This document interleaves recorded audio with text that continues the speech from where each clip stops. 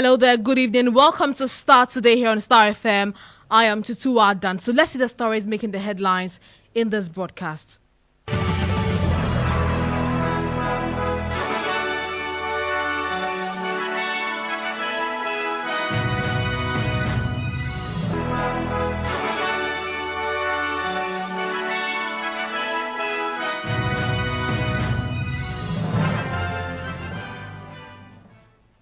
And coming up in this broadcast, fate of governing New Patriotic Party in the balance as they remain without a parliamentary candidate in the Wale Wale constituency, barely 72 hours to the close of nominations. Anyone that will be established as the one being the cause of the chaos in the electoral process will be dealt with according to the laws of the country. And the party will not come in to make any plea for such person. The New Patriotic Party is not known for violence. The New Patriotic Party, that we are a party that believes in the rule of law. We will hear from the leadership of the party who are seething with rage at the possibility of losing the seat in their flag bearer, Dr. Bawumia's home constituency, plus tell you how they intend to deal with this crisis. Also in this broadcast, increasing calls for government to take decisive action to deal with the Galamsey menace as religious and traditional leaders add voices. That kind of attitude is foolish. As a people, we must wise up. People of my generation, what are we leaving for our children and our children's children? We are destroying everything.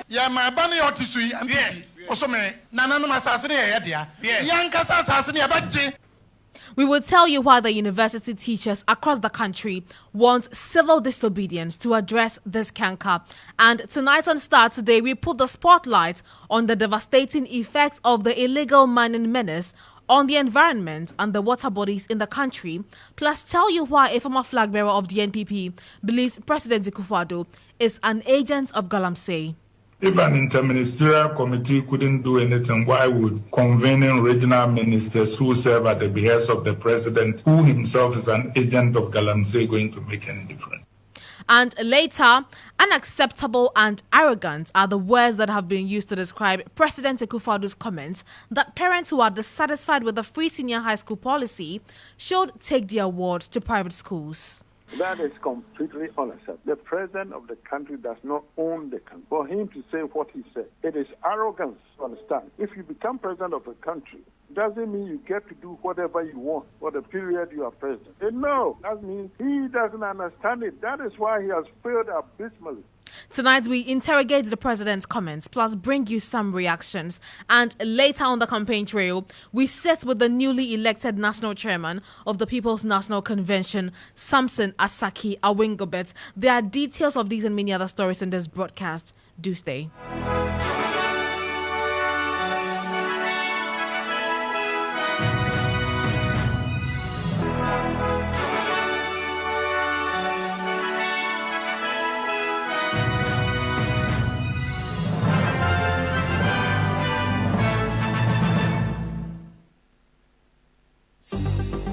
Starr News is coming to you live on Ultimate 106 FM in Kumasi, Empire 102.7 FM in Takoradi, Cool 103.5 FM in Ho, Rage and Might FM in Tamale, Somali FM in Wa, My Star Radio in the USA. Also live on Facebook on Starr 103.5 FM and on starfm.com.gh around the world. This is Starr 103.5 FM. Thank you very much for choosing Starr Today. This broadcast is streaming live on our Facebook at Starr 103.5 FM. Now, pressure is mounting on President Akufo-Addo to take decisive action to deal with the threat of illegal mining menace on the environment and the country's water bodies. This comes as more and more groupings, including religious and traditional leaders, are taking the government to the cleaners over what has been described as a lousy approach to tackling the menace. Now, founder of the Perez Chapel International Church Archbishop Charles Ajanasari, in a sermon on Sunday, rallied Christians to put up a formidable fight against galamsey and other acts that degrade the environment. The respected clergyman insists preserving the environment is a sacred duty that attracts the judgment of God. My colleague Ivan Hitkut-Fumado monitored his message to congregants as he bemoaned the devastation of the country's natural resources. Can you show the video of how the galamsey lands can be treated? With videos and statistics, the Archbishop Charles Ajanasari exposed the church to the devastating effects of illegal mining on the country's lands, forest reserves, and water resources. He was deeply concerned leaders of the country have sat aloof to allow the wanton destruction of the country's environment to heights that threatened future generations. Our attitude is that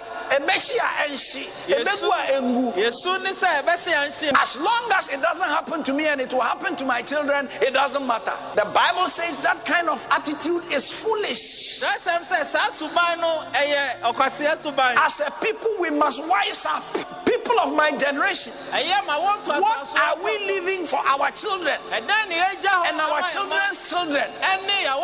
We are destroying everything. We are not accountable, we are not responsible, we are not taking charge of the situation.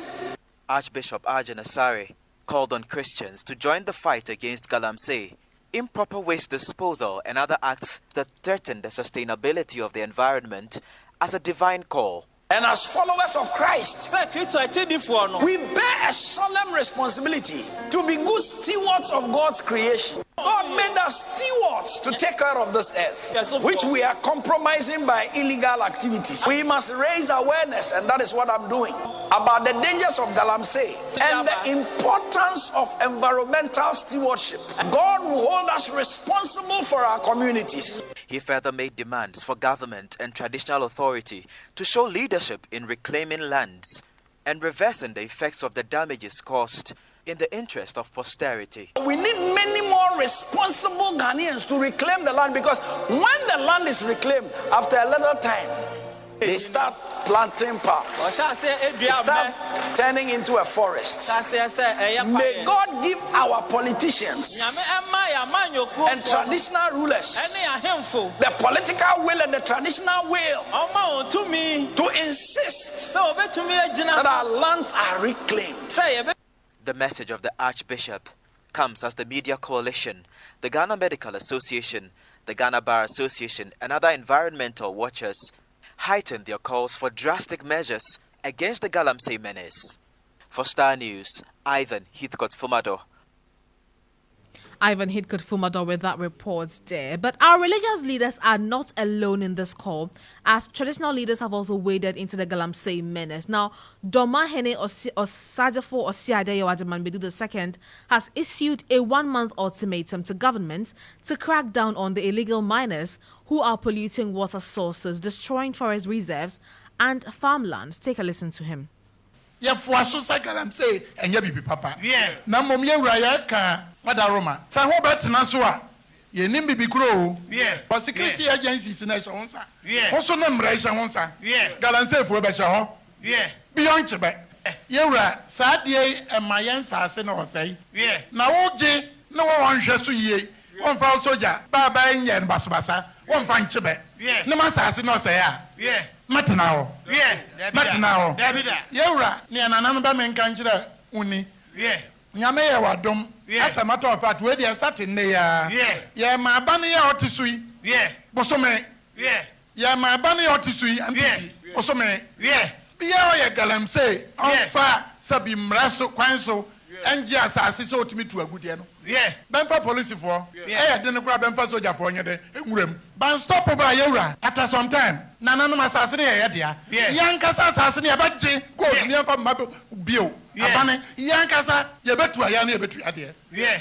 Cause Yano, Yaninsa Sassini, yeah, man for it to her. You best say young fool. You best say Yapaye. You best say so. Debbie, or I had the name. Yeah. Medium would say Yura, a privilege be near the amount. Yeah. Someone shall so my. Now, someone shall soon again and Koya. A bedroom have been an anum, a best sorry, man, and another farm so say, another go to the Asana. Osajefo Siadeyo Ajimanbidu II is the Domahine. Meanwhile, a former flag bearer aspirant of the governing New Patriotic Party, Dr. Kwabena Arthur Kennedy, has described President Akufo-Addo as an agent of Galamsey. He has also slammed government's approach in fighting the menace. According to him, the president and some appointees are benefiting from Galamsey, hence the lousy approach to the fight against the menace. See how convening regional ministers who do not even have the authority of cabinet ministers to declare a war will do anything. This is electioneering politics, and the minister is not serious.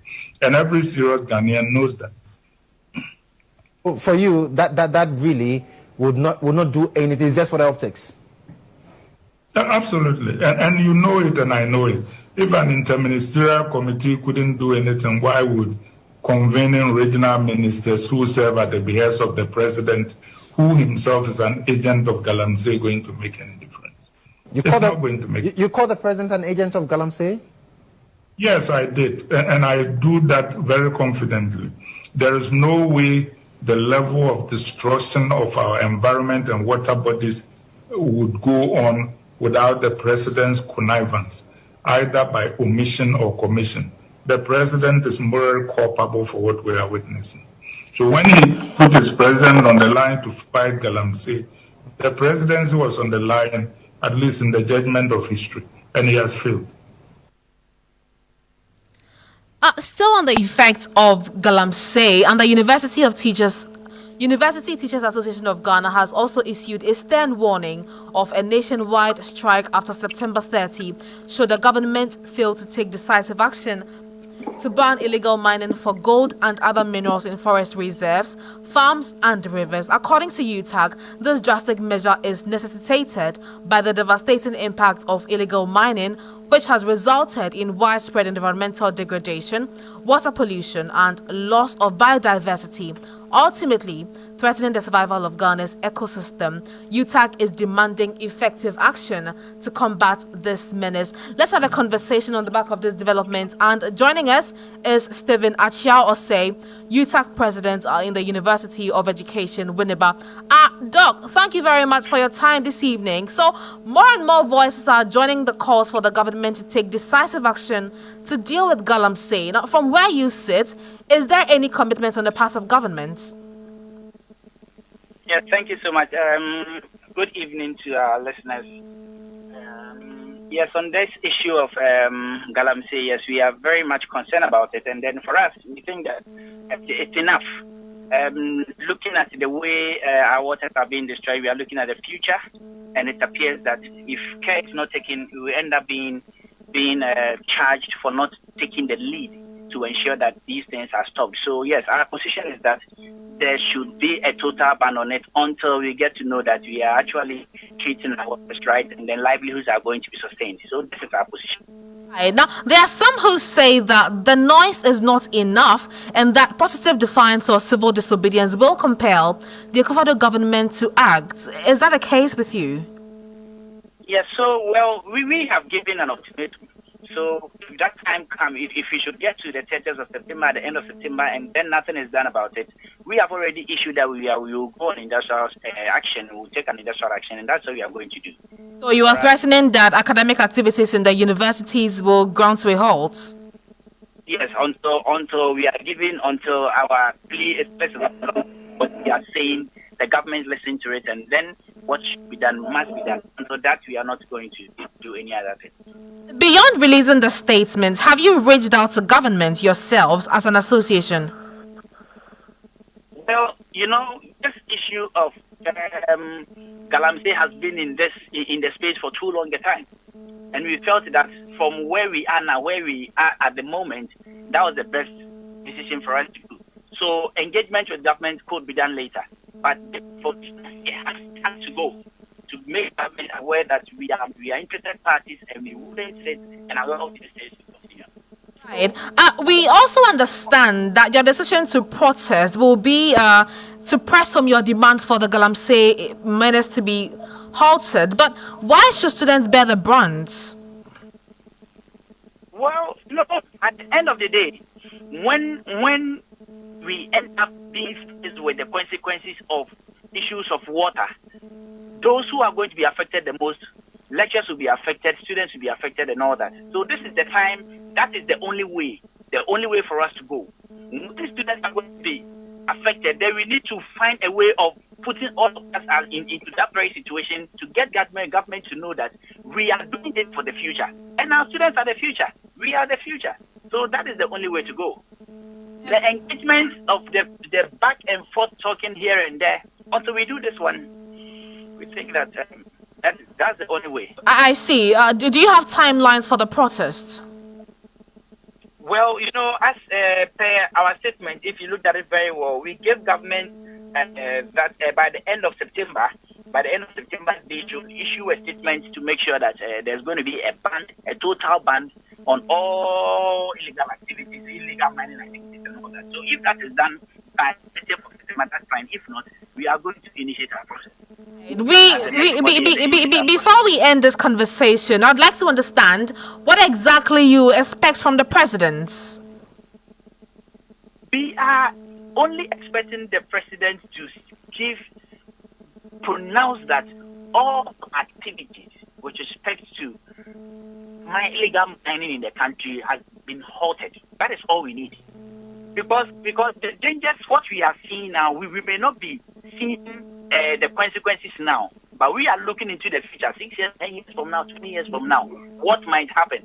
And we have taken that seat for too long a time, and this is the time to tell the president that please let everyone halt whatever is happening, whatever that is going on, let them halt it, because it's devastating. If you are traveling via air and then you go down, you just look down and you see how terrible our waters are, then you end up asking yourself so many questions. And I myself, I'm just sad. You look at some of these things and I'm like, what is happening to us? What are we doing to ourselves? So this is the time. Let us put a halt on it. Right. Thank you very much for your time this evening. We appreciate it. I've been engaging Stephen Achiao Osei. He's a UTAC president at the University of Winneba, speaking to us there about what UTAC intends to do if the president does not give a directive to halt the Galamsey menace. You are still listening to Starr Today. Starr Today. First, fast, and credible.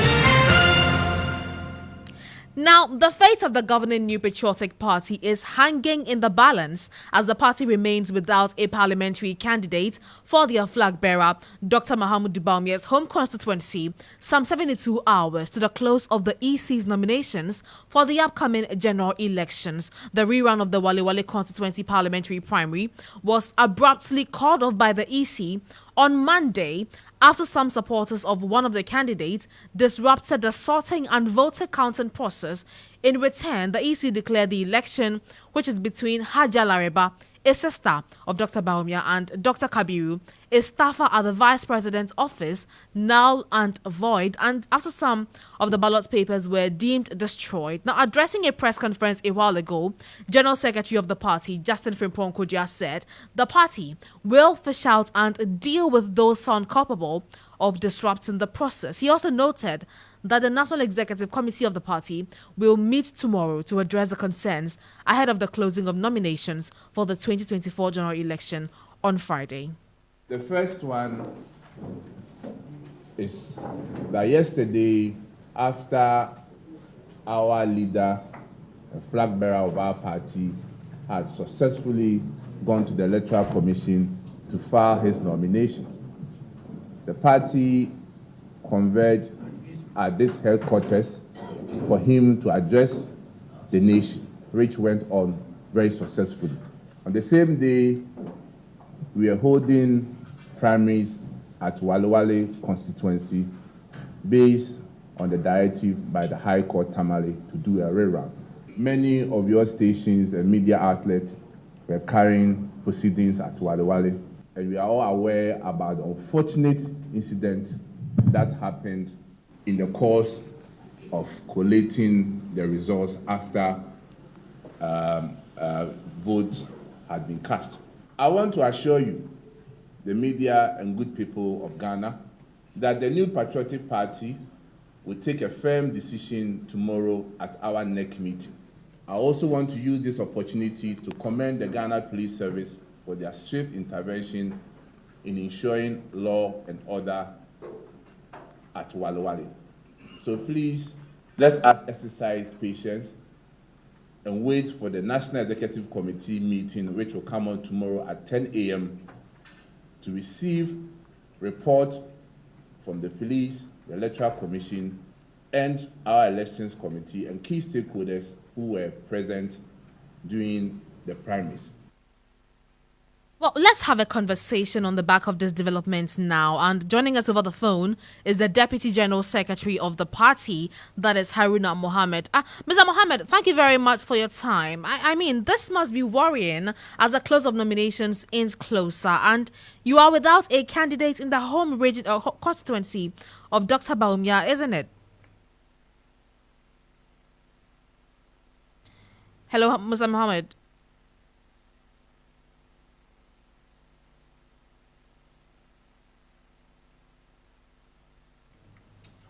Well, we are trying to reach the Deputy General Secretary of the New Patriotic Party on the back of this development. As you may be aware, there has been a lot of unrest in Wale Wale over the parliamentary primary, where some persons have disrupted the process and has rendered the election null and void. But let's move on. And Justin Frimpong Kodja also addressed the party, the media today, and assured that the party will continue to engage members who have declared intentions to contest as independent parliamentary candidates come December 7. As a party led by our national chairman, Mr. Stephen Ayesu in team, when we took over the reins as national officers, we made it a point that we will ensure that there is free, fair election in our parliamentary primaries. And the media can attest to it that we organized one of the best parliamentary primaries the party has ever had. And the results were very clear, that the people decided on who they want to become our parliamentary candidate in the various respective constituencies. So so anyone who goes to elections definitely always have that idea that it's either the person will win or the person may also lose. So as a party and a true patriot, we expect that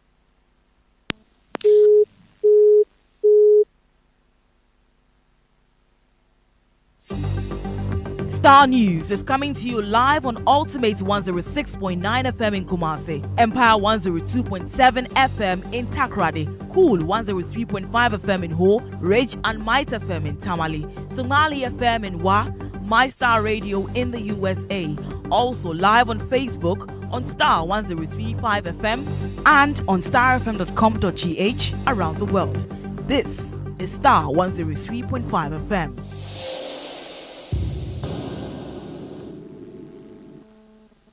Well, we have Haruna Mohammed now. Thank you very much for your time, sir. And I was saying earlier that this development must be quite worrying for you because it is barely 72 hours to the close of the nominations.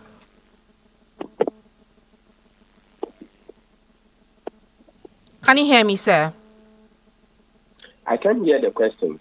I think that your lines have difficulties. I just heard you greet me, but I did not hear what you said.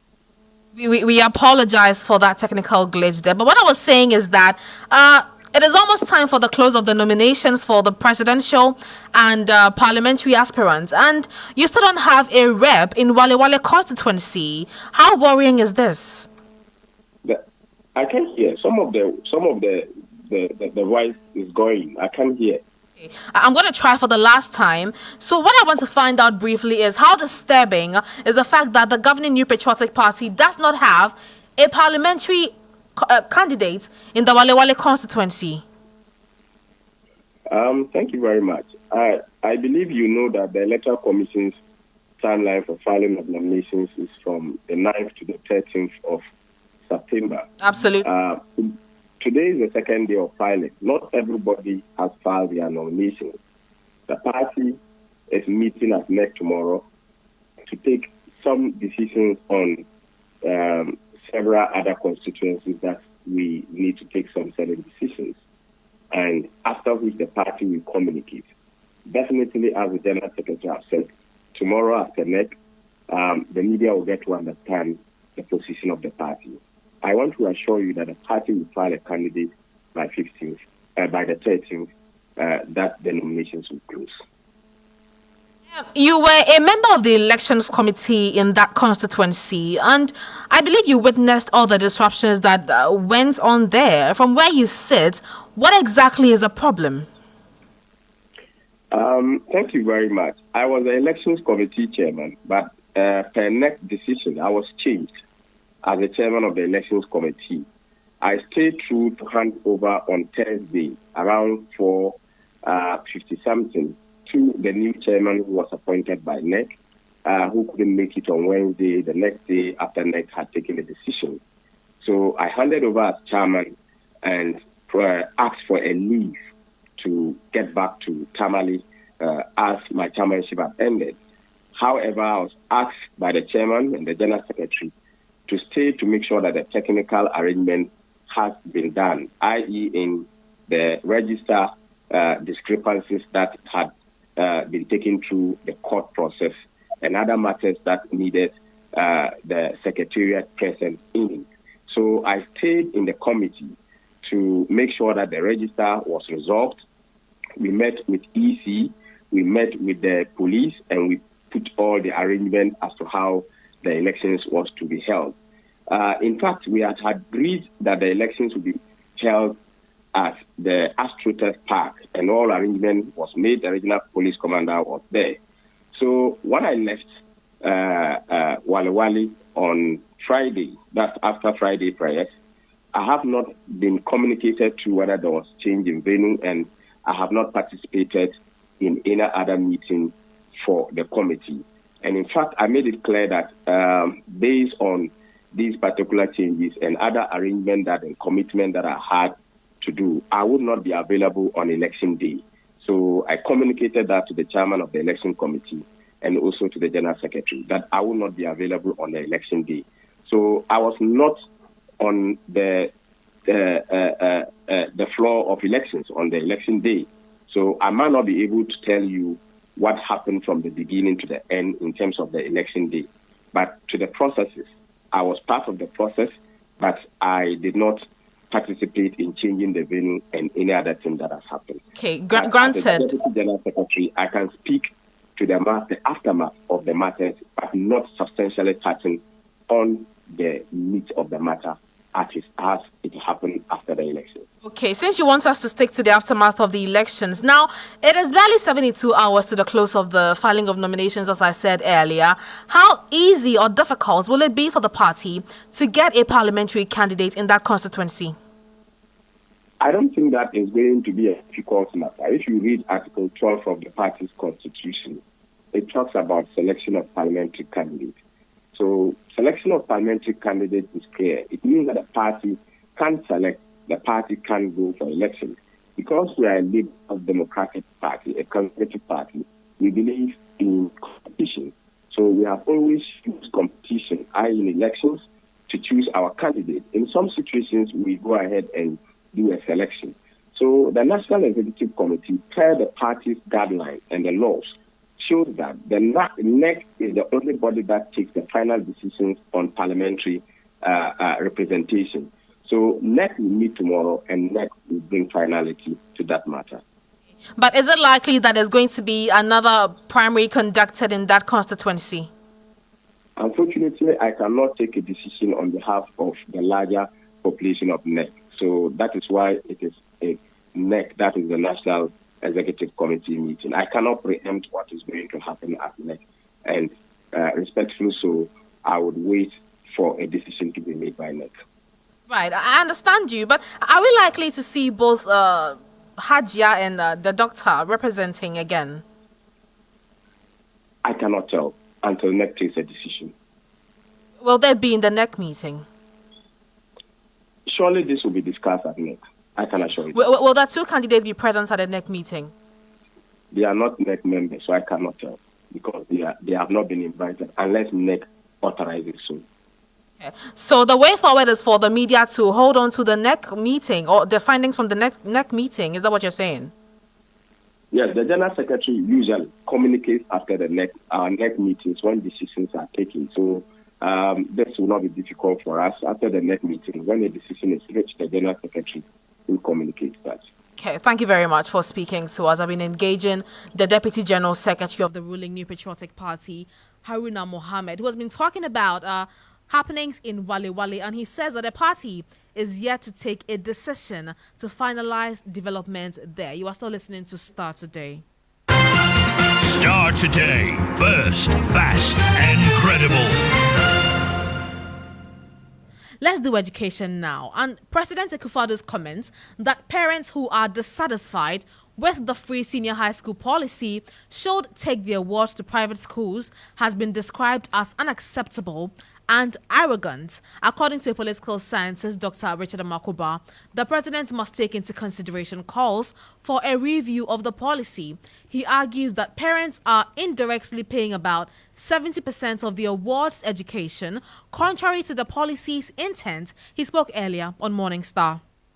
That is completely unacceptable. The president of the country does not own the country. For him to say what he said, it is arrogance, to understand.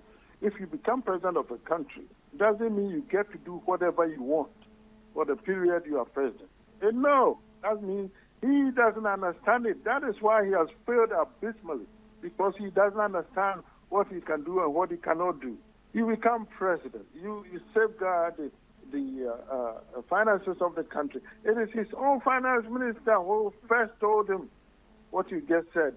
Let those who can pay, let them pay, and those who cannot, then we can help them. He said no. Now, all of a sudden, he has become a better numbers person than Oforiatta, his finance minister, how do you call guru or magician? Suddenly, he's become better than him? That's the question. Somebody should ask him. He is the one who said it first. Nobody else. He said it first. He did not agree. If you did not agree, and we have done it, and it's still coming up, proper assessment. If I'm not careful, I'll use words that will insult him. I don't have any intention of Please kindly be careful, like you were saying. You see, yes.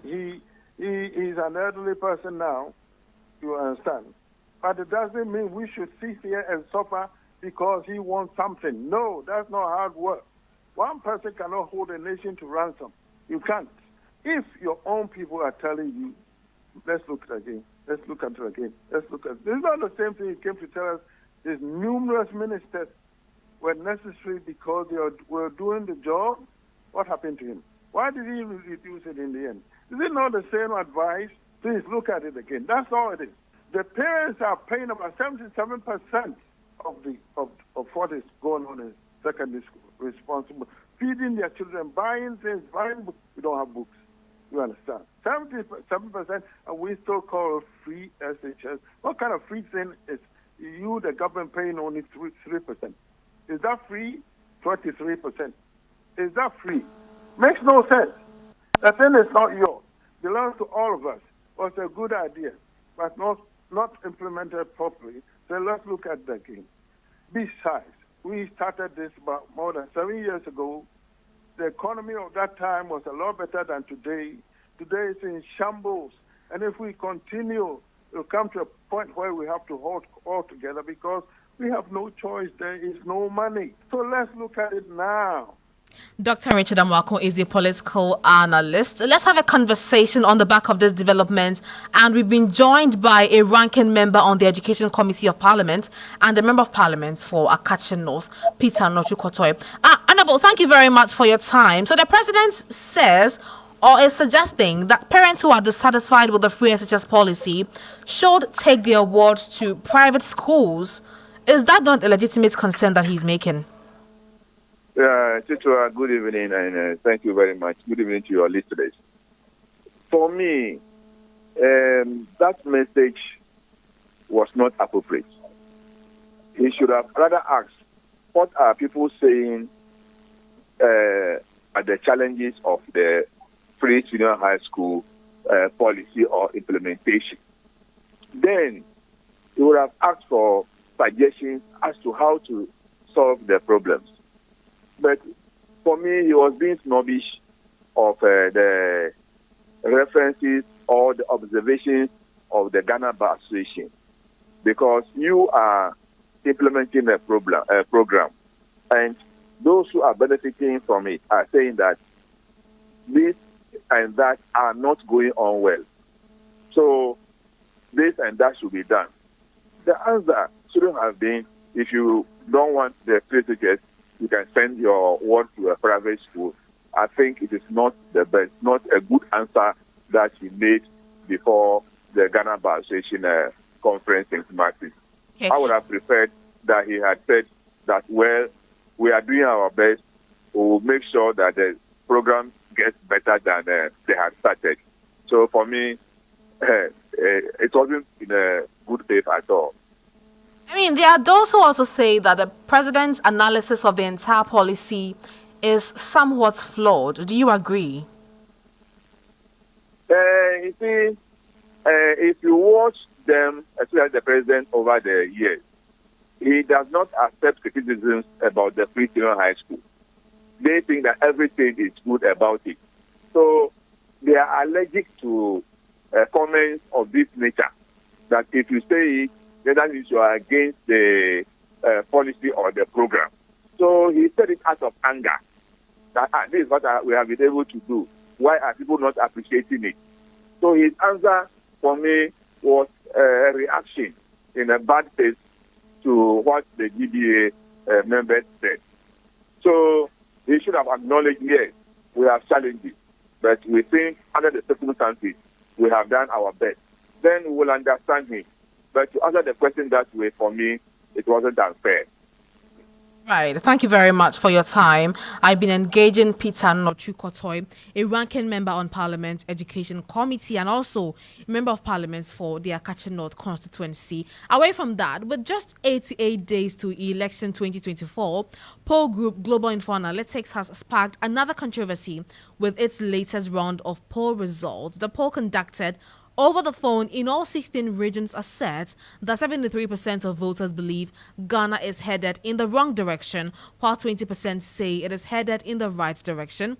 7% did not have an opinion. The poll also finds 63% of voters disapprove the performance of the president, while 30% approve and 7% did not have an opinion.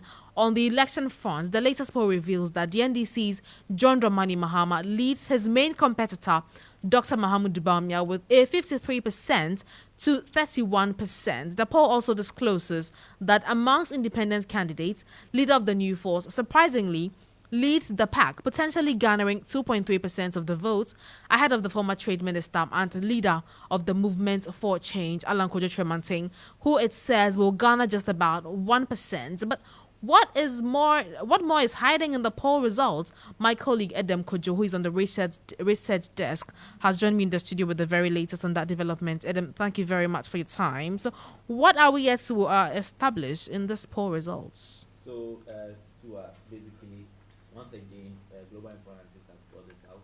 And what is interesting about this is that they say this was a poll done over telephone.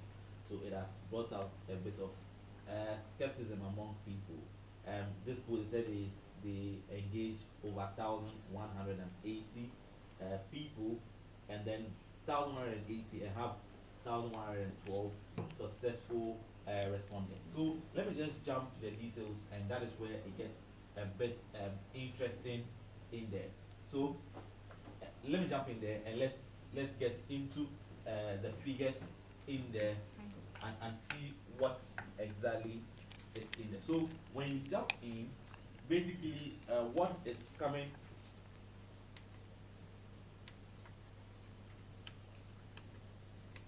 So Tutuwaa, what basically is happening? So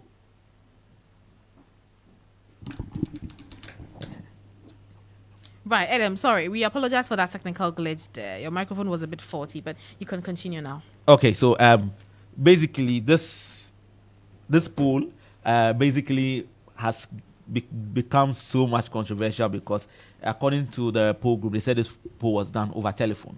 So unlike the typical one where people are met or are giving some online form, they say they call people and people give some responses. So with this, he says 1,180 people were reached out to, and they had 1,112 respondents spread across the 16 regions, for which served at the base for this. So let me just quickly jump to the findings because that is where it gets rather very interesting. Now, if you're doing all voters, according to the poll, it says some 6.3% of voters say they will not vote. 10.5 say they are undecided as to who to vote for, and 0.5 voting for the other parties. But this is where it gets interesting. The new forces, Nana Kwame Bediako, per all voters is getting 2.2%. Alan Kojo Tremantin 1%. Dr. Maud Baumia surprisingly 29.6%, and John Dramani Mahama 50.0%. Now note that this also includes I will not vote. So that is why we have percentages a bit lower. However, when you take out those who, or when you apply it to those who are voting outrightly or who say they will vote outrightly, what the poll is saying is that Don Dramani Mahama 53.3%, Dr. Maud Baumia 31.6%, Alan Tremantin 1.1%, and Nana Kwame Bediako 2.3%. So this is actually the very first part which we already see. But then again, you ask the question about what more is hidden in there, and so I want us to start delve into that. Right. Now, there was analysis of first-time voters and non-first-time voters. So with first-time voters, Don Dramani Mahama is getting 53% per the polls. Dr. Maud Baumia is getting just 15% of the polls in first-time voters. Alan Kojo Tremantin has close to 0%. And then Nana Kwame Bediako has 7%. That's quite interesting. Yeah. With 24% of first-time voters saying they are undecided. Okay. However, with voters who have voted multiple times, John Dramani Mahama... So these first-time voters, those who are undecided, would rather not vote. I mean, that number is more than those who are voting for the NPP's Dr. Baumia. No, so that number are undecided. They have not taken a stance. Exactly, and I'm saying that percentage is higher.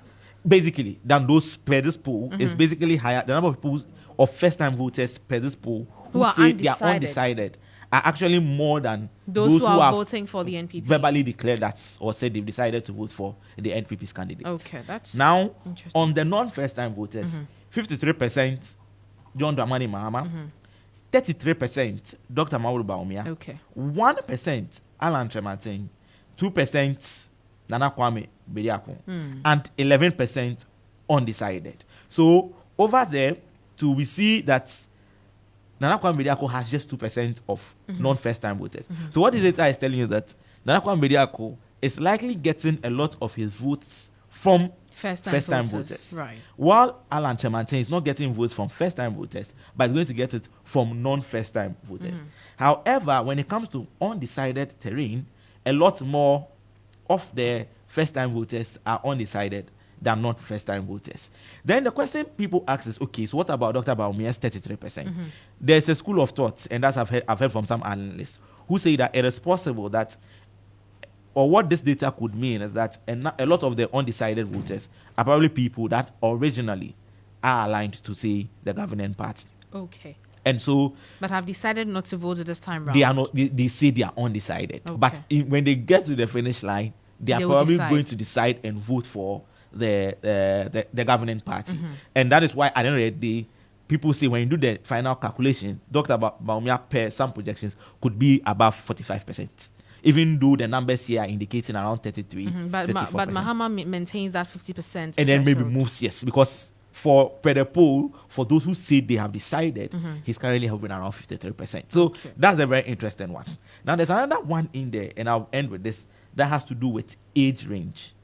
And it's a further breakdown of the first-time voters and non-first-time voters. Now, between age 18 and 24, John Dramani Mahama is doing 50%. Dr. Maud Baumia is doing 24%. Alan Tremantin, 0%. Nana Kwame Bediako, 5%. Others, 0%. And undecided, 21%. The others, does it include a party like the PNC? Exactly. So all other smaller parties, 0%. 0%. So undecided, as you are saying, yes, 21%. So it means, and it's also invariant to the fact that those who are probably just turning 18, those who turned 18 a few years ago, a lot of them are still undecided and are up for grabs. Okay. Now, the rate actually decreases the higher you go. And ironically, those above 64% too, undecided is hovering around 11%. But those above 64%, 61% say they are voting for John Dramani Mahama. Very interesting. Very But interesting. is this indicative of the fact that we are likely to witness some voter apathy in the general election? Do you think that will happen? So that is the also polls. yes. So that is also a signal that is being turned around. But Okay. if you look at historically, we do voter turnout around 80%. The voter turnout here, where we have about 6.3 to 10% people say, makes it seem like we probably could do a 90% turnout, which is highly also unlikely per our national data. And so one could also infer that the results could equally be determined by the number of people that stay home or go out to vote on the 7th of December. Adam, thank you very much. Adam Kojo is my colleague on the research desk. Well, the executive director of Global Info Analytics, Musa Dankwa, has defended the latest telephone poll, despite insisting the poll results are consistent with other polling methods. The telephone polls are conducted on the basis of people who have given us their phone numbers to talk to them. If you look at our methodology, and indeed those we sampled in the report, you can see that MPP voters outnumber any 32% nearly, followed by NDC 30%, and floating voters around 28%. Look at the average number of people with their MPP and NDC in Ghana. It's similar to the ones we have, with the exception of the floating voters who are a bit higher here. So we are confident in the work we have done.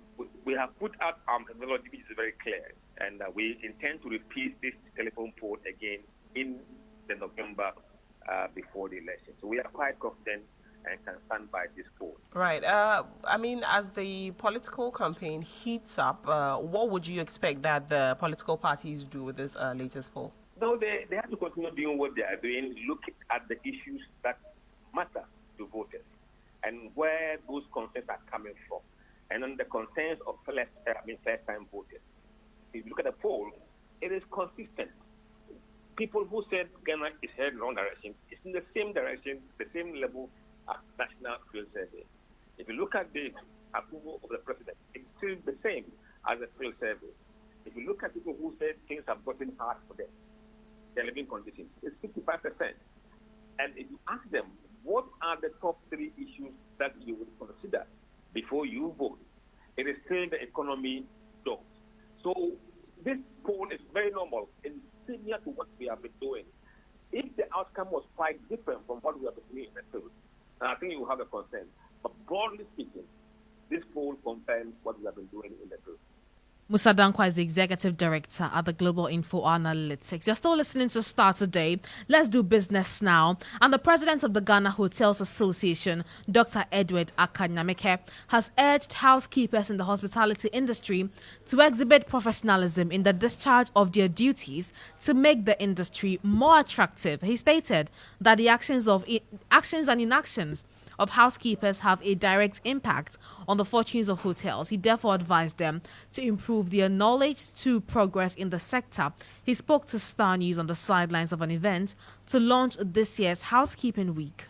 We'll start from the angle that they are in an industry which is very important, an industry that contributes to employment, an industry that contributes to national development through taxes and levies, an industry that brings in foreign exchange. Okay, so yes, so they are in a very important industry. Secondly, they should value the work that they do a lot. They should value the work that they do because they are playing a very crucial role. I mean, without housekeeping, a hotel will be in a mess, as they have decided to take as their slogan. Okay, so they play a very important role in the business, and it is up to them, up to the individual housekeeper, to play their role in the manner that will ensure that they also upgrade themselves, take it as a career, and then move on. I mean, I know some housekeepers who have grown to become general managers or even line managers. Okay, so that should be a springboard for them to also grow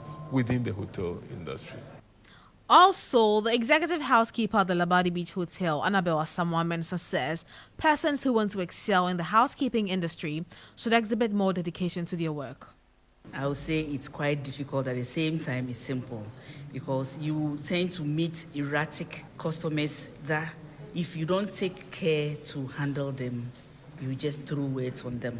So you have the passionate or the passion to deal with your customers. Not really.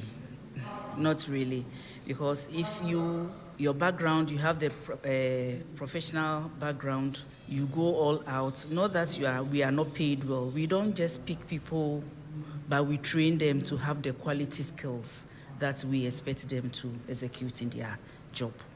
My advice to housekeepers down there, they should work with all their heart. We meet a lot of people, both local and international. And some, when they come, they don't even understand our dialect. They are not English-speaking people, but we try to make them feel at home. You are still listening to Starr Today. Let's take some updates from the world of sports. And Benghazi has joined me in the studios. Benghazi, good evening.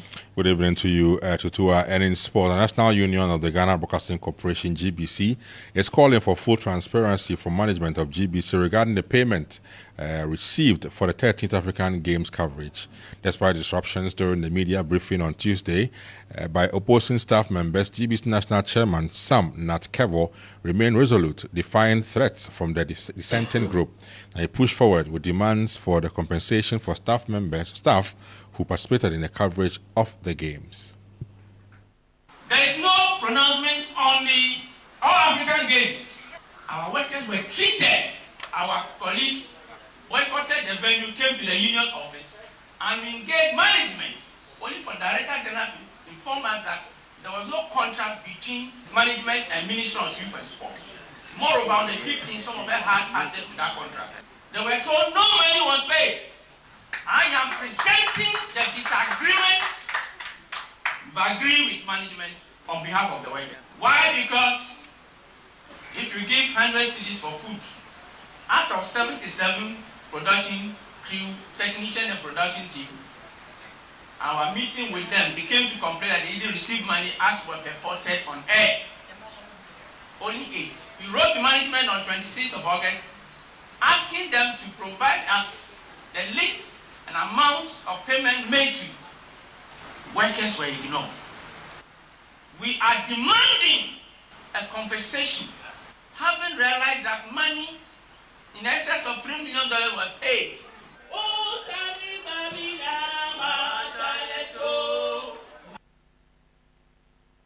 Two other stories now. Spanish giants Barcelona have officially unveiled their new Ghanaian duo of Abdelaziz Issa and David Odro.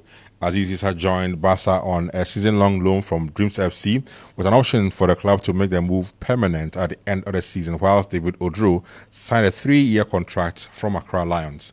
Aziz Issa and Odro are with the Barca B team, hoping to progress to the first team.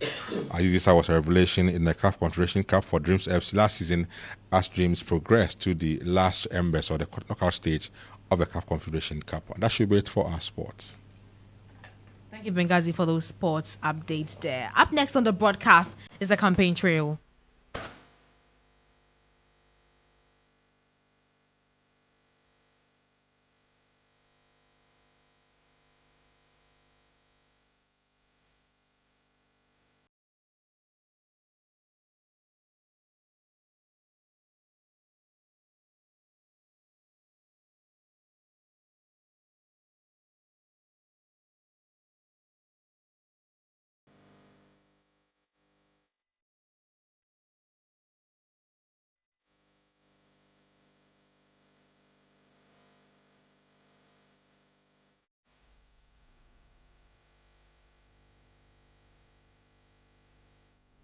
Well, it's some 5 minutes to the hour 6 p.m. and this is your Simply the Best station, Starr 103.5 FM, and EIB remains your 2024 election hub. Let's now take you on the campaign trail.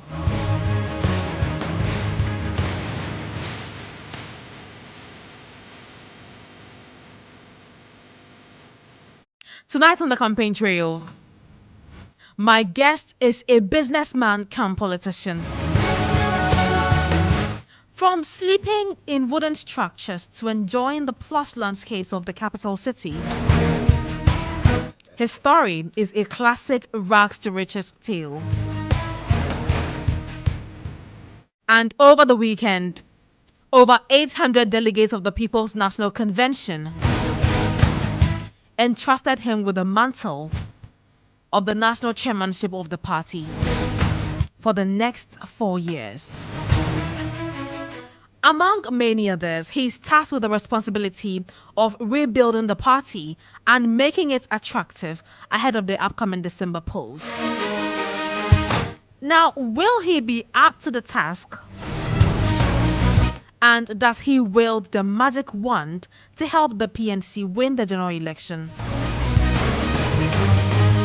We're left to see as this interview unfolds right before our very eyes in the next few minutes. My guest, Samson Asakia Wingobet, a former parliamentary candidate of the People's National Convention, now national chairman, has already taken his seat in the studios. And he doubles as the executive secretary of the Importers and Exporters Association. Remember that we are live on Facebook on Starr 103.5 FM. You can also send us your WhatsApp messages via 055-288-0216. The number again is 055-288-0216. This is your campaign trail.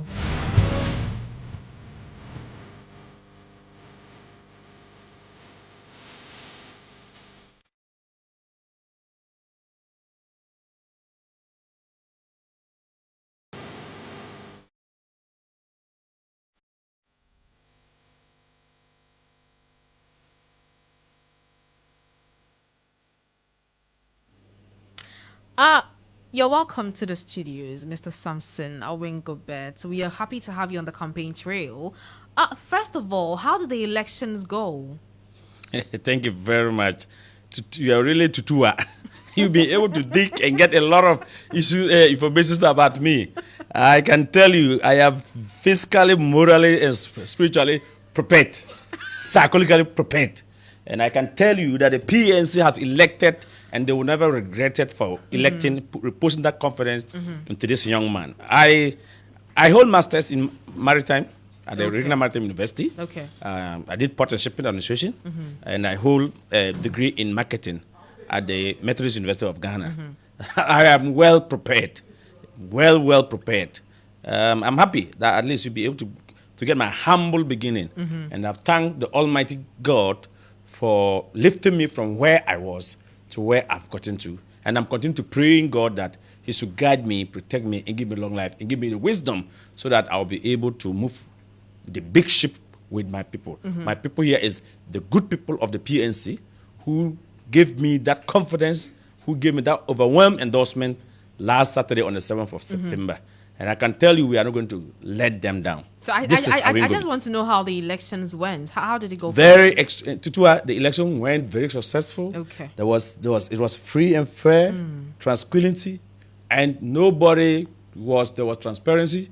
Nobody cased any member or any elected officer, or nobody goes in to say I'm in disagreement, I'm taking the ballot and destroying, like what we heard from our competitors, what happened in Walewale. That easy to say it's a null and void. Okay. The PNC election wasn't null and void. Okay. The PNC election had a very peaceful, and we are peaceful people, and so that was how you saw. And I'm sure your people were there to report, isn't it? Well, you say that it was peaceful, but we also know that an injunction was filed on that polls. What happened?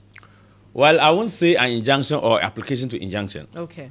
But I can tell you, what exactly? Yes, I can tell you. One of the guys, a member of the PNC. You mean David Apasera? Not David Apasera. Okay. He's called Basiru.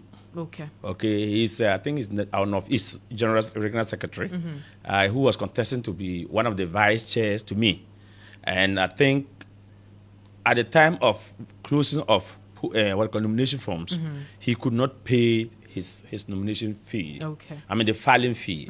He was able to pick the form. He paid to pick the form, but you have to come back with a payment. Is that not to show evidence of payment? So he could not. I think he was late or whatever happened, and then the nomination was closed. That is so he's brief because he's aggrieved that after that he put in a petition. He brought a petition, and nobody called him. He wasn't heard. I think it's something that we, the new leadership, will sit and look at it. He truly went to court, or we did saw the document that he injuncted the listen. But, so there was an injunction, wasn't there? Yeah. So what according to what we saw, so the leader I got the wind of it on Thursday. Okay. And I called the gentleman that there's a need for him to go and withdraw for the sake of the party. And I made it clear that I won't go with Ambassador Bernard and others. We become people today is because of the same party. And so we don't live in a glass house and be throwing stones. I see. So if you and I made a certain example like you should look at the biggest thing ahead of us, the election, and the date that the EC has, the timelines that EC have set us for the country. If we are unable to meet that deadlines because of this his suit, it will create problem for us. So he should go and withdraw the case. Okay. I told him because he's the one who went to court. If you go back to court and say I'm not more interested in the case, court cannot force it on us, isn't it? So you rather address his issues internally. Exactly. So then the Friday, then we heard that the leader at the time, Honorable David Apashara, who was our former leader, wrote to EC asking the EC not to conduct the election because he has received an injunction. And we said, no, that is not how we do things. The party has NEC. So even if you cannot bring NEC face to face, NEC is made up of the National Executive, including the regional secretaries and regional chairmen. So if you cannot bring them to Accra because of the time frame, you can do Zoom this day with technology to have a discussion. And I'm sure at NEC level, everyone will have appealed to the guy that please go and withdraw the case. Aside that, we have gone out to print notice of polls. We have gone out to print ballot papers. Ballot paper notice polls was issued to the regional levels. Money was given to regional levels. They have gone to pay for venues and stuff and so on. Then we needed only money to give for transportation of delegates to come to the grounds and then do elections. So if you write to EC is not by law. EC was not in party to the election. To the injunction. So the EC has to come and do their work. He's our man, and he's ready to go and withdraw the case. Okay. I have spoken to him. But he also says that the fact that some people from the regions did not vote means that the elections were not reflective of the people's will. How do you respond to that? I'm sure when you listen to him carefully, he said the people called him and he said they should go home. Is that not it? And he went on some of his interviews. He said they should go home. And later they called him and said they are voting. And they said by the time they will come, and he's mentioning of Bandai and others, to come to Tamale to vote, it will be late. But you have asked them to go, knowing very well in the morning that, or by 10 a.m. or by 11 a.m. that EC officers were all over the country. In fact, there were EC officers were at Western Region and Western North, and the people didn't come to vote. Even if it's general election. On what basis? I don't know. That left onto them. You haven't tried to find out? We was told, I've called. In fact, that very day I sent a rep to Western Region. Okay. So when you said the Western Regional Chairman says no, and that the leader, that is the former leader, said the election is Tuesday. So he has asked his people to go home. But the EC people were there. The EC officers have gone to the centers, and they weren't there. So that is what I'm saying. Even in the National Election Day, and people refuse to come and vote. EC is not the police, or even if it's the police cannot go and force anyone to come. It is their civic right to come and demonstrate, to come and exercise. And they said they will not come. That very day, there was no tsunami in this country, Tutuwaa. There was no earthquake in this country, Tutuwaa. There was no any brick collapse. And they said that because of the people could not cross, let's give them the opportunity. So is everything okay in the party at the moment? Very, very well okay. Yesterday, you saw it. We were sworn into office, and I've chaired the first functional executive meeting, and we are looking forward to have our next meeting coming Thursday. We have just issued a statement inviting all the regional secretaries and regional chairmen to come to headquarters on Thursday. We are going to have our first NEC meeting. The leader will present his running mate, nominee. We will discuss on it, and when we are certain, the leader will announce it. Then we will move to EC to file for the candidature of our presidential candidate. When will that be? The filing of the nominations? It will be done on Thursday. On Thursday. Okay. God willing. When are you? Because we have EC is closing nomination. Is it Thursday or Friday? So on Thursday. It's on 13th. Yes. When are you unveiling your flag bearer? We have already. You already have a running mate. I beg your pardon. And that's what I said. We are going to have our first NEC. Look at the time constraint with us. But we are going to have. We wanted to have it tomorrow, but I realized that it is impromptu if we start seeing people. But tomorrow is Wednesday. Yes, so we are saying they should move. Those who are from far away can leave tomorrow, and by Thursday morning they will be here. 10 a.m. above Vanna Johnson, the PSA headquarters. We shall hold our first NEC meeting. That is where we will get the nominee name. Then we will discuss. Then they will introduce the nominee. If we accept, they will introduce the nominee to us. Then when we approve, that same Thursday, yes, you will file your nomination. And when we approve the nominee, we will announce to Ghanaians. Then we'll move from there with our nominee and our presidential candidate. And all of us, then the chairman will lead them for us to go and file the our nomination, our form at the EC office. One thing I know you say you want to do as the chairperson for the party is to unify your people. Do you think that will be a Herculean task? Yes, I think unification is one of the Herculean tasks that anybody can take up. But with the experience... Is it because the PNC is not unified in nature? It's not so, but I strongly believe that there are people who were aggrieved years back. They are sitting at home. They does not belong to NDC MPP. Okay. There are people who just break away on the 8th of April when the court passed the judgment, remember, to form the PNP. Fortunately, we've been told that the PNP could not had their provisional certificate. They had a provisional certificate, but they couldn't have the final certificate. Because of that, their candidates have gone to file as independent. The members there, we will still, even including the independent candidate, our sister Gena Nabla, we are going to invite them back to the party because the party has come this far. The party has now elected a new dawn leadership, a leadership who are from 50 years coming down. Very youthful. You remember yesterday, I don't know if you saw my video or not. I said, when I addressed my opening remarks, I said, Ghana cannot afford for us to be voting for pensioners, people who have gone on retirement age and still want to plan for you in that. Tutuwaa, it is you who sit here at this age. You can project yourself and say in the next 5 years, you want to do your master's. By the next 3 to 4 years, you want to do that, the 7th year time or to 8th year time, you want to hold a PhD. I want to get a management level. You set your goals, then you work towards to achieve it.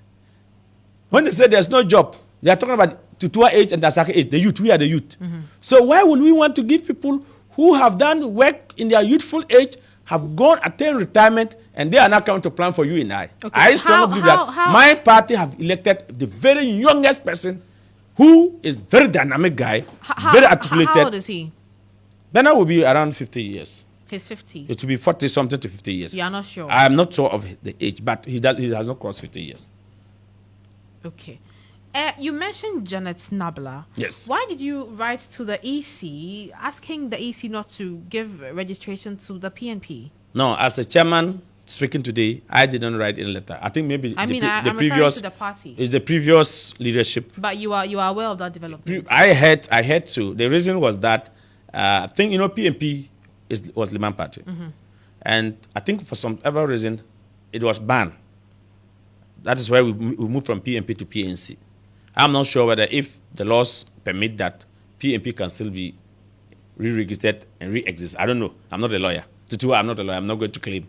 But the point is, it is the property of the PNC. So I'm sure the leadership at that time... The PNP is the property of the PNP. Of course, yes. The PNP gave birth to PNC. The PNP made us to have government. Ghanaian voted for us 89, right? Yes, when Liman became the president of the Republic of Ghana. So when I said, 79 to 81. So when I say the PNP is our property, it's because it was banned. That is why we turned the PNP to PNC. So it is our party. It is our property. Right. And so anything about the PNC, we need to protect it. When you say that you are going to invite Janet Nabla back into the party, how difficult or easy do you think that will be? Because I interviewed her. She sat where you're sitting, and she said that she doesn't think that she'll ever want to be part of the PNC because the party's ideology is not the same as it used to be. Well, maybe at that time she was saying so. Maybe at this time now that he knows that there are a young crop of leadership that have taken over the party. It's not about. I'm sure he will have a change of mind. Even if he will not have a change of mind, by the time he will say Jack, he will see the rest of the people who went with him, with her, who will coming back to this great party. How sure are you? Because the conference, because of the love for people like that, Wingobi, people like the Mona and others, we have friends. We are hearing. They want to come back. They will come back to the party. I will come back here to Tutuwaa. Then we will have a healthy discussion about that as to how many members of those who break away to form PNP have come back to the party. I'll bring you a list. I will come back here. We are going to reach out, Dr. Mahama Apas. So let me appeal to my senior brother, David Apastra. I and him went for, remember I contested president candidate in 2020? Absolutely. And he beat me between 400 to 500 votes. I stood up to congratulate him. In this regard, he had 200 and something vote. The gentleman had pulled 1,142 votes. Look at the gap. Look, Ajara pulled 400 and something vote. Asake pulled 800 plus vote. You can't contest these numbers. You cannot contest these numbers. And I said, he is a senior man. He has been the party treasurer. He has been a member of parliament in the name of the PNC twice. He has occupied the highest seat in the party. That's the presidential candidate. If this time around you go for Congress and you lose, look, Honorable Apasra used to campaign with Madame Christie and Nuhu Abbas. Nuhu Abbas. Wherever David Apasra went to campaign, Abbas, the national organizer, was with him. And the national organizer won the election. He was sworn into office yesterday. So where is the difference? The one who was following you were going around campaigning, Anus Abbas, the national organizer, won elections. I hope you are getting it. Is Apasara a troublemaker?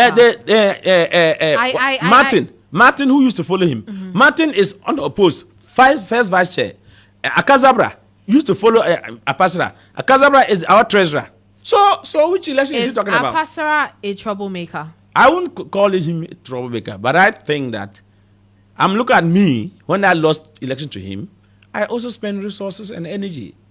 But I take it in good faith. There's always tomorrow. Yeah. And I believe that as he also lost the election, he should take it in good faith. Okay. I'm not going to say he's the trouble causer. Okay. And at this point, I was talking to one of his closest persons. I said, look, Honorable David Apasra, as I was trying to say, has been a member of parliament for twice, has been treasurer of the party, has been presidential candidate. His children are there. Don't do something that tomorrow when your children are coming to also take position in the party, and they will say, no, your father used to do this to the party. Because there are instances, if you want, you can cite anytime David Apasra does not satisfy, because he's not satisfied by himself, he's only want to run to court. He has been to court about 3, 4, 5 occasions. I can give you instances that the party is going to Congress and he will go to court. The party is going to Congress and he will go to court. The party will go to Congress and he will go to court. No, he should just relax. I know losing the election, he really meant to win again the second time and set the record. But he lost the election. Okay. The delegate have spoken. We can't go back. Okay. We can only appeal to our brother to go and withdraw the case. That's all. Okay. It is the guy that we will talk that, please, Bashiru, go and withdraw the case and come. If there's anything, we will sit in our home. Because Bashiru, you are Bashiru because of PNC. I am Awingo because of PNC. In 2008, I was a parliamentary candidate in Ashama for the ticket of the PNC. Today, I am sitting here as the national chairman of the party. Okay. And so we won't throw anybody, we are not going to cast anybody out. None of them is not the devil. I'm not going to call them evil. But we need them. They should exercise patience. Okay. And I even assured Bashiru that, the one who went to court, that look, you wanted to become a vice chair. Is that not it? Yes. Okay, in our party constitution, when you do election, voting, and they cast the vote when they count, the one who attained the highest vote become the first vice. The one who followed that person become the second vice. The one who followed that person become the third vice. So in this regard, the national chairman was the only person the only contest that had 2 candidates, myself and Haji Ajara Ali, which I beat her ransomly. Then we have only one first vice who was unopposed. There's no second vice. There's no third vice. When we go to next meeting, come on Thursday, I'll propose to them, look, the gentleman who made him to go and withdraw the case, we need to appoint him.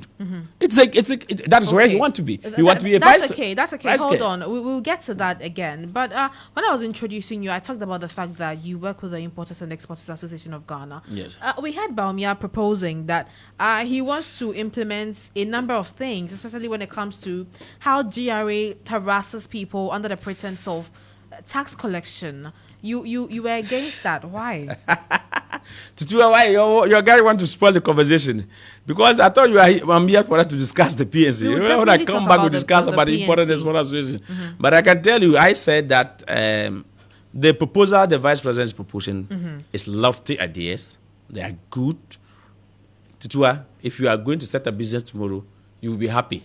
That at least he said we will all start at clean tax amnesty. Those who owe GRA and GRA is kissing them, you're going to cancel it. Is that what?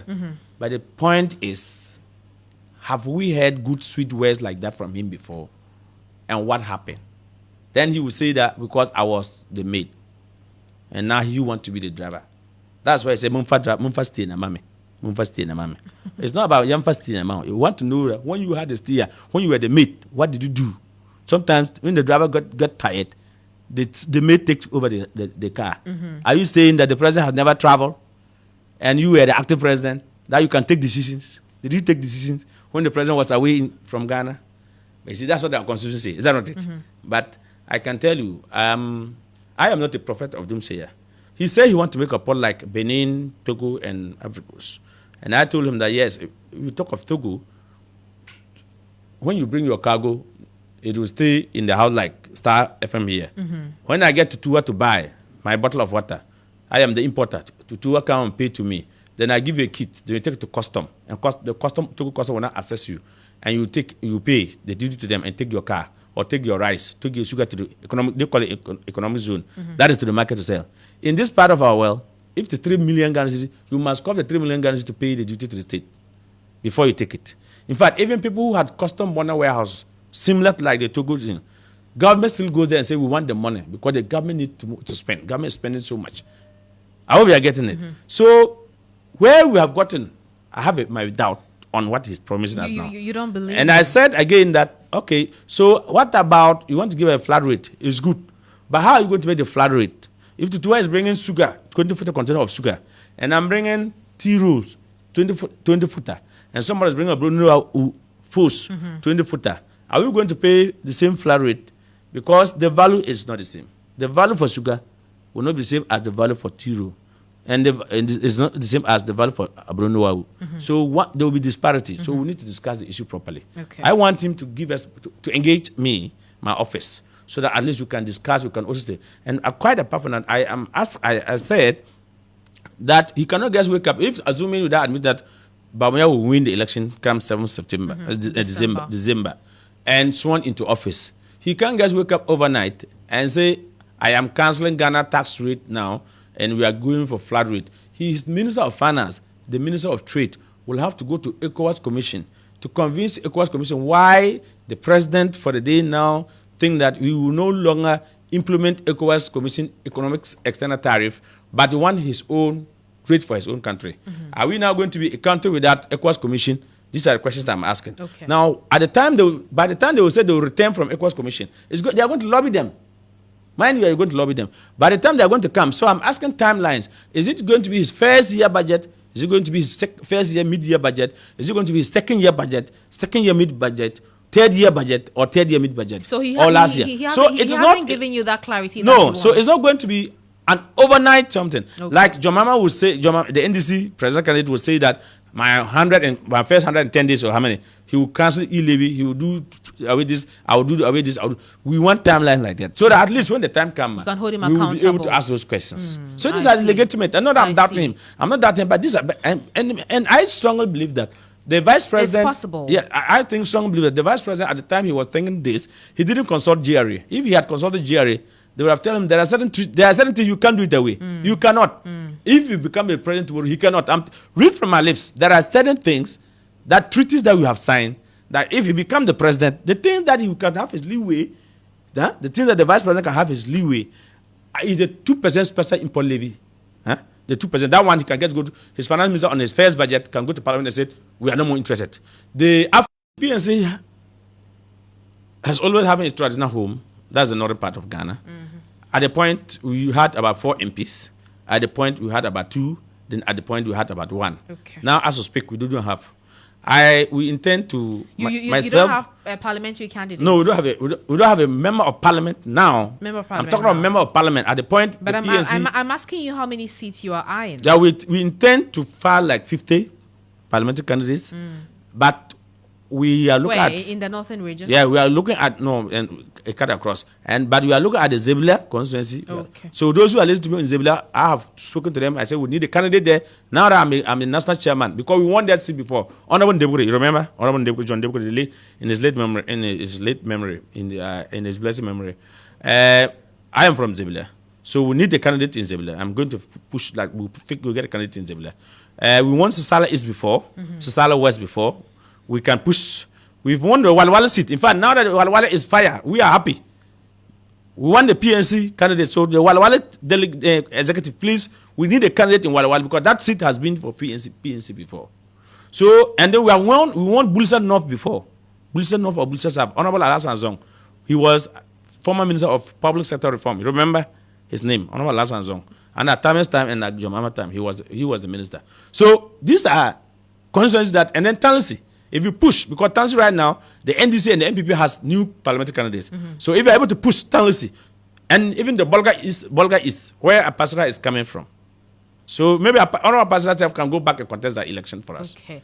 I understand that your safe seats are in the northern parts of the country. Yes, Wali we won before, Bolga East we won before twice, Zebula we won before, Sisala East, Sisala West, and Bulsa North. I think we have about 6 members of parliament that if we push with resources and all of us occupy those constituencies till election, I'm sure we probably will get something. Is that the reason the PNC is proposing that when it is voted for, Chi and Hausa will be our official languages? No, we are the only party that is thinking about Ghana. By proposing this, let me tell you. Chi and Hausa. Let me tell you, if your mother have been to school, maybe your grandmother has never been to school, but they were able to build Ghana to where Ghana is now. Our forefathers. So can you imagine if they were to understand our language, use our own language to write and read? Some of our constitutions and some of the economic policies that we normally send to parliament and read. Do you know our people that majority of Ghanaians, I can tell you, over 70% doesn't understand what we normally see. Just a few percentage that understand because of language barrier. But can you imagine if the minister comes to speak Twi, our language, say a few ways, or they say. I will tell you, the people who doesn't understand the English doesn't know what the minister will come and say. Because you can't make to speak English and go. Unless some people now take it one by one to explain to Twi. But can you imagine if the minister stand before parliament and speak Hausa or speak Twi? Over 30 million Ghanaians will understand what is happening. I understand the Twi. So it's good, and then we can use that to also provide solutions. The Hausa bits, that is what I want clarity on. We have community. Hausa is the international language. Okay. So if you learn Hausa, you go to Nigeria, you'll be able to survive. You go to Togo, you will survive. You go to Burkina Faso, you will survive. If you go to in France and others, there is areas that they speak Hausa. Hausa is an international language. Then the Twi is our mother tongue. Okay. I hope you are getting it. It is our mother tongue. If you go to Japan, if you go to Korea, if you go to China, it is their mother tongue. Tutuwaa. Me yaso se wuti asisi an krampo. Ya kache amane ne amane ya. Wunnim. I know. Because no me catch out say amane ne amane ya. Me bisa say obi wu a ya dada no say awa okuro kasa. Wontim kan kire me. Ya yira say ensa kwafa. So we know what our tradition. I can tell you, there are many of Ghanaians today who go to school, whole PhD. If they ask them about their tradition, their culture, only yanim. Because is that the way to go? Okay, I understand you. But is the PNC ready for election? Is it a serious party that is going into the election? I said PNC crop of leadership a brantimunu. And I'm asking, hold on. I told you we are prepared. Hold on, don't worry. I'll give you the chance to flow. I spoke to a political analyst yesterday who says that the smaller political parties are just wasting their time. That is the reason I'm asking you. Tell him that I said, I won't go to quote from me.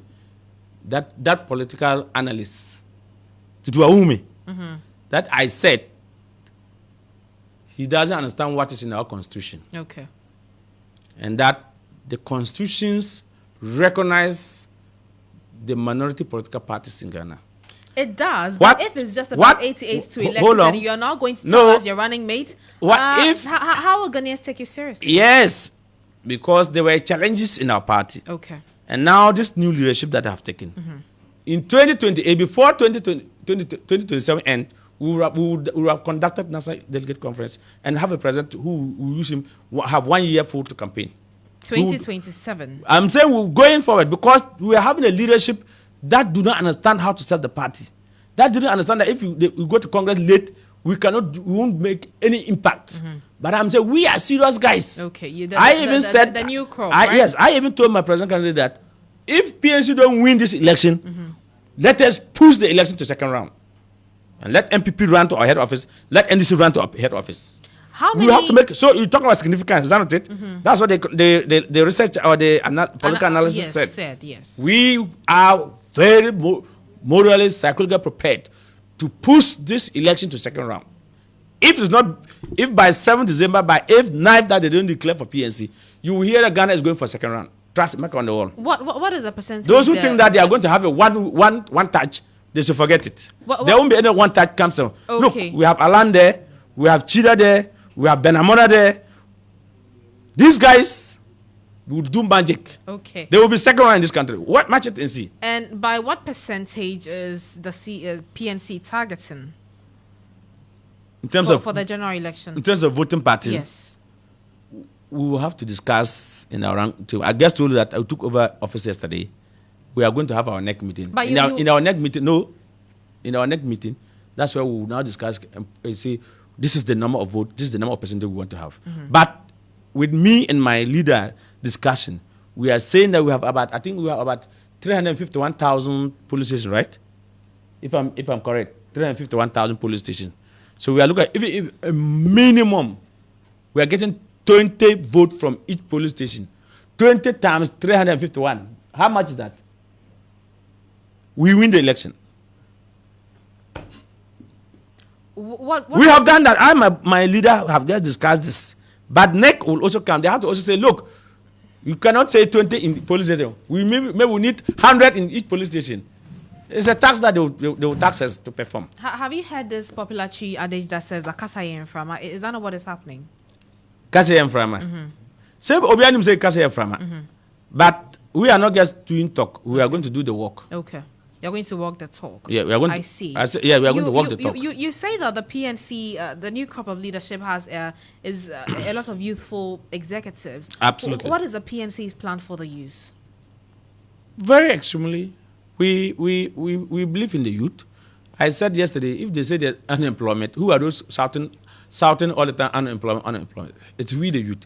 We are talking about job creation. With my background from the business community, I know what the business community needs to expand. In fact, the other day I was saying that when I look at the NPP and the NDC manifesto, I realized that they have not said anything about industries. And I was laughing in my head. I said, you said you want to create job. You wanted to do 24-hour economic and whatever.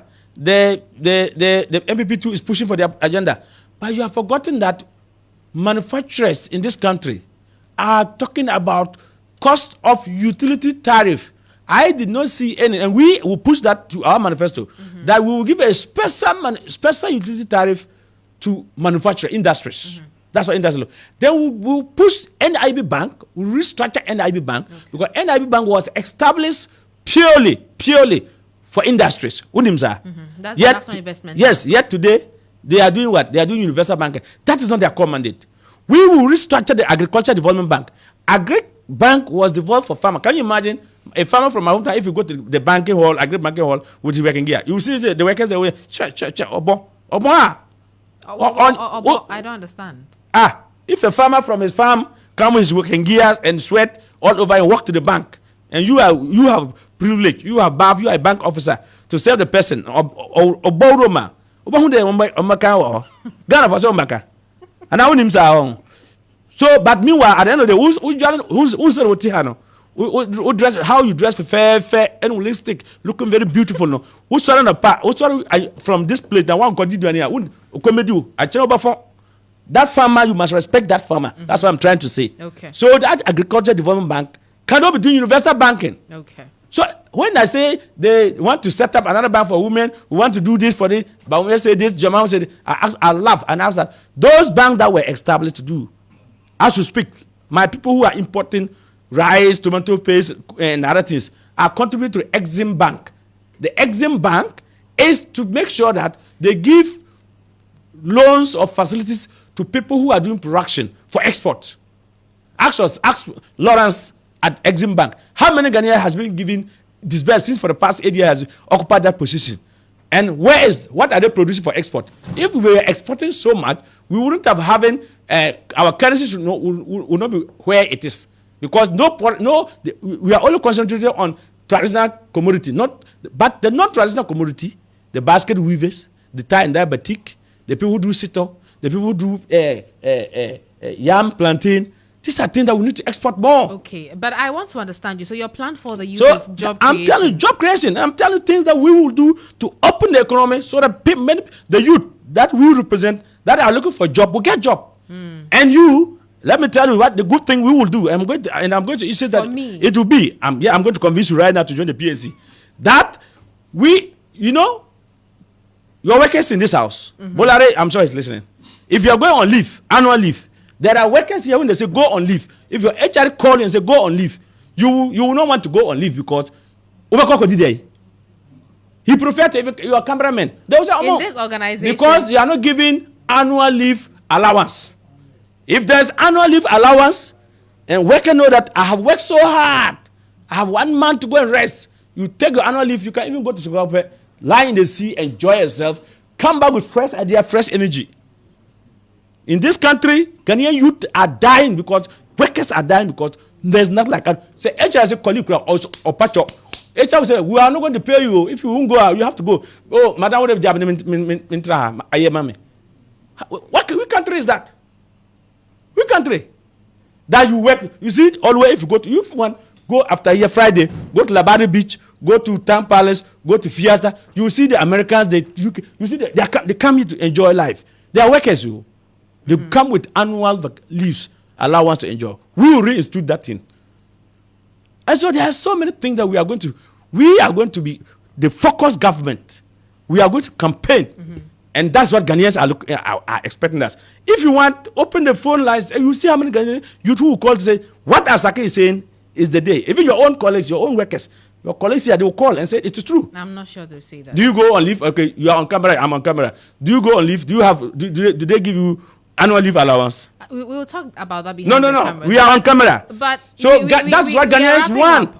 I'm telling you what Ghanaians want to hear. That's okay. And to benefit. In wrapping up, why should Ghanaians vote for the PNC? The PNC has a new dawn leadership. The PNC has the youthful now. It is when you are youth that you have to work hard. When you retire, when you reach the age of your mama and Dr. Mahmoud Bahumia, you have to retire and go and take care of your grandchildren. They have grandchildren. They should go and take care of their grandchildren. Look, if you see Burkina Faso, you see that young guy took over office. Do you see the magic he's doing? Is it Benin, right? Voted that young guy. Benin, you see the young guy there.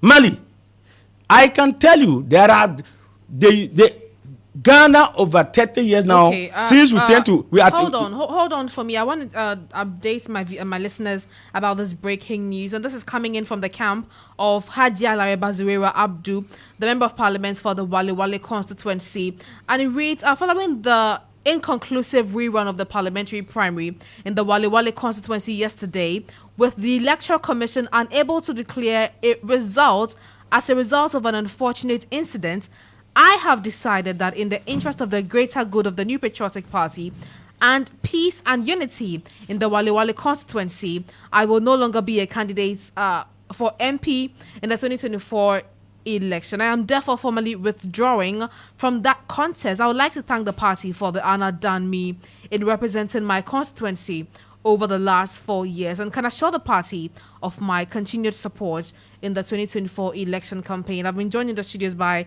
Edem Kojo. Edem, what more do we know about this? Okay, so Vanessa, this actually is contained on her social media handles. Okay. And so it's been authenticated, and we can confirm that this is definitely true. Now, in addition to this release she has put out, there's actually even a letter to the party, and that is what I'm here to also read for you. So this letter is written to the General Secretary of the New Patriotic Party, and is dated today, 10th September 2024, and it's a rejoinder on Wale Wale constituency parliamentary primaries.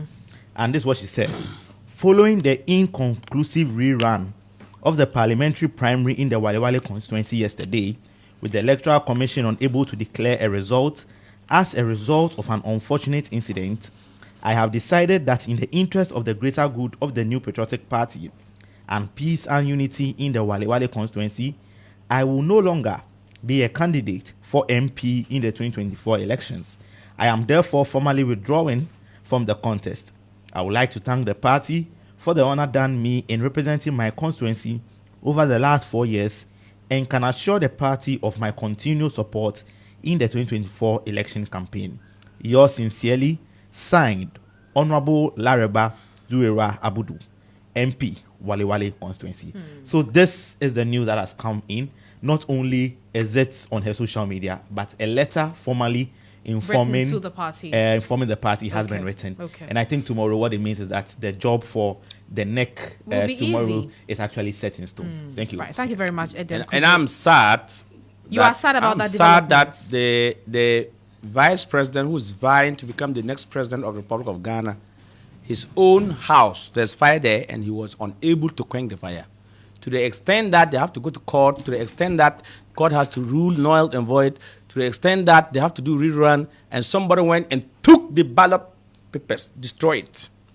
So, if you become the president today, will you be able to manage Ghana problems? Okay, it's okay. I believe the MPP will deal with their internal issues themselves. But briefly, in about 30 seconds, tell Ghanaians why they should vote for the PNC. So I think PNC is a credible political party. Okay. The PNC has, before PNC, we have formed government before. And in 2 years in office of Dr. Limam, Hila Limam, in his blessed memory, we were able to buy 2 ships for Ghana. As we speak, those who came after Limam could not even buy 1 plane, 1 ship. Ghana, all the ships that calls on our port, even though we have a law called cabotage law, that gives that even jobs that we can take container from here to go to Ivory Coast, to Takoradi Port, or even empty container from Takoradi Port to Taba Port to load the bigger vessels, we cannot boast of 1 single vessel. Okay. So I tell you, the PNC will be there for job creation. Right. And that's why I talk about in our manifesto, we are going to push that. Okay. We will give industries, special utility tariff, interest rate 10% per annum. Okay. 10% per annum for the purpose of industries. Okay. And that will boost the economy. Okay. That will open the economy, and that is where we will employ more youth into the system. Okay. And you don't say you created job 1.something million and we don't know where the jobs are. That's okay. That is not going to be the PNC. Right. Thank you very much. I've been engaging Samson Asaki Awingobet, the national chairman of the People's National Convention, and that wraps up campaign. Don't you see how hot this chairman is? You should see how hot this chairman is. They were chairman for the past 4 years. We do not hear them. This time around, the PNC will not be the PNC you know yesterday. I'm telling you, PNC is a hot cake now. And thank please, I am inviting you to come and join my party. Thank you, Samson. Let us form government.